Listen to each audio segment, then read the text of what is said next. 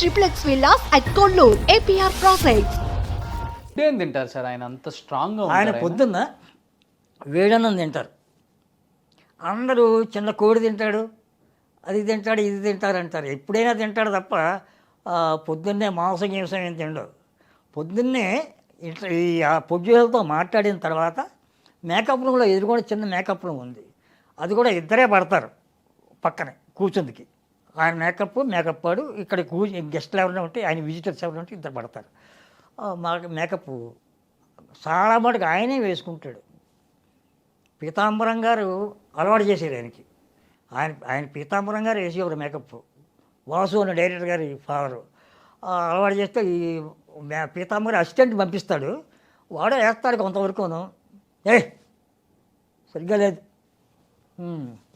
కేసరి గారు, ఏంటి విశేషాలు? హిట్ అయిందంటండి ఆ సినిమా. తెలుసు, నేను అనుకున్నాను.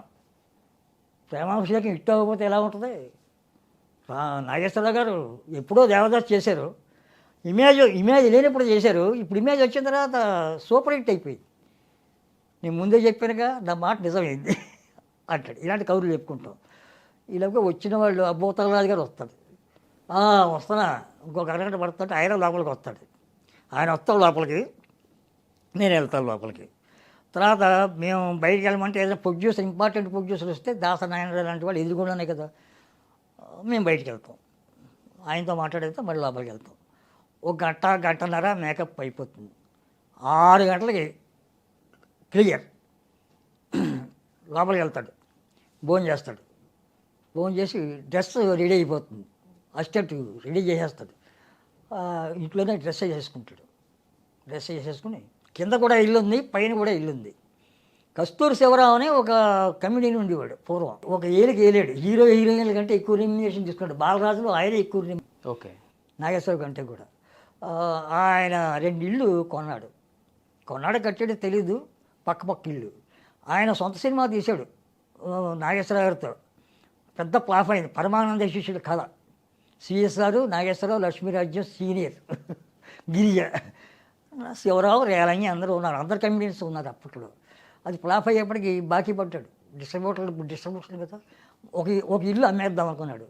ఆ టైంలో రామారావు గారు కొత్తగా వచ్చి పాతాళ భైరవి అయిపోయింది. పాతాళ భైరవి టైంలో ఒక ఇల్లు కట్టాడు వెంకటాచపురంలో రామారావు గారు. 28 రోజుల్లో కట్టాడు. త్రివిక్రమరావు తమ్ముడు చెప్పాడు. తమ్ముడు 28 రోజుల్లో ఇల్లు కట్టాడు. ఆ ఇంట్లోనే ఉండేవాడు రామారావు గారు. ఆఫీసు అదే, రామారావు గారు త్రివిక్రమరావు కలిసి ఉండేవారు అన్నదమ్ములు. తర్వాత ఈ ఇల్లు బజులారులో 28 నెంబర్ ఇల్లు కొన్నాడు శివరావు దగ్గర కొని ఈ ఇంట్లోకి మారాడు. తమ్ముడేమో ఆ ఇంట్లో ఉన్నాడు. అది 1953లో మారాడు. 53 నుంచి బజులారు అంటే రామారావు ఇల్లు. అదే అశేష రామారావు కీర్తి బావుటాన్ని ఎగరేయడానికి వచ్చిన సినిమాలు అన్నీ కూడా అక్కడే తీయబడ్డాయి. బజులారోడ్లో పౌరాణికాలేంటి, సాంఘికాలేంటి, చరిత్రాత్మకాలేంటి అన్నీ కూడా అక్కడే తీసి పురుడు పోసుకున్నాయి. అన్నీ సూపర్ హిట్లు. హెల్దీగా ఉంటుంది సార్. నాగేశ్వరరావు గారికి రామారావు గారి మధ్య రామారావు గారికి హెల్దీగా ఉంటారా, లేకపోతే గొడవలు జరుగుతుండే? ఆ రోజు గొడవలు అంటే ఉన్నాయి. గొడవలు అంటే నాగేశ్వరరావు గారు, రామారావు గారు సారంగపాణి స్ట్రీట్ టీ నగర్లో ఉండేవారు. రామారావు గారు బజులా రోడ్ టీ నగర్లో ఉండేవారు. బస్సులు వచ్చేవి. ఫ్యాన్స్ లేడీస్ ఫ్యాన్స్ రామారావుకి ఎక్కువైపోయారు.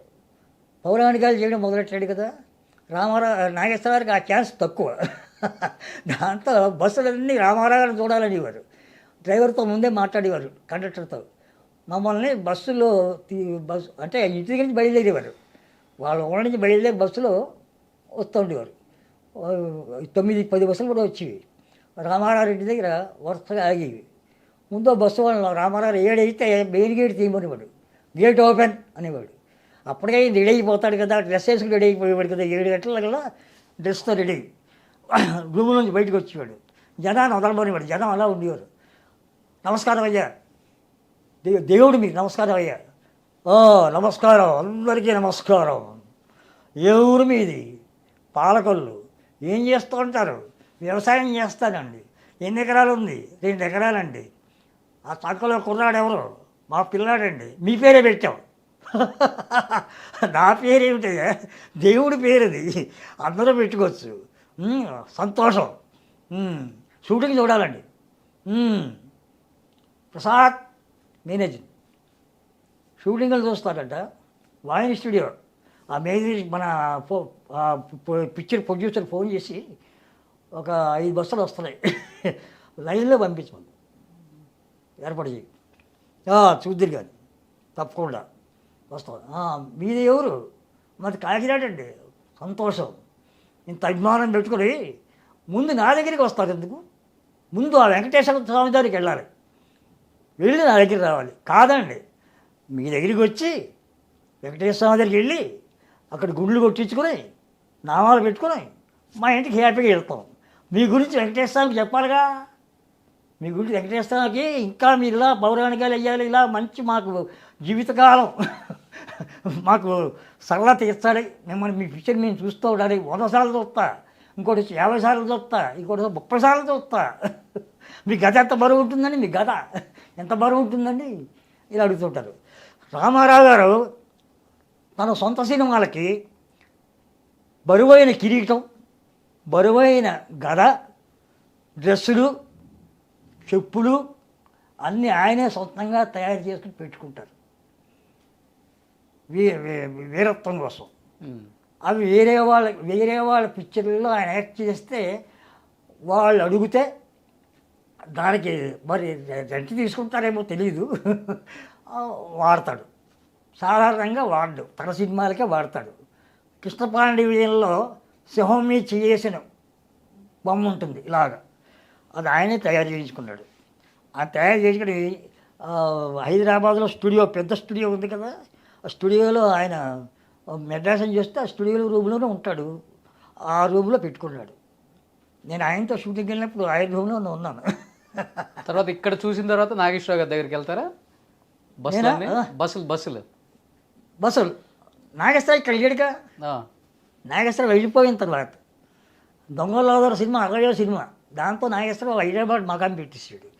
మకాం పెట్టి అంటే ఆయన ఉన్నప్పుడు, నాగేశ్వరరావు ఉన్నప్పుడు నాగేశ్వరరావు దగ్గరికి వెళ్తారు.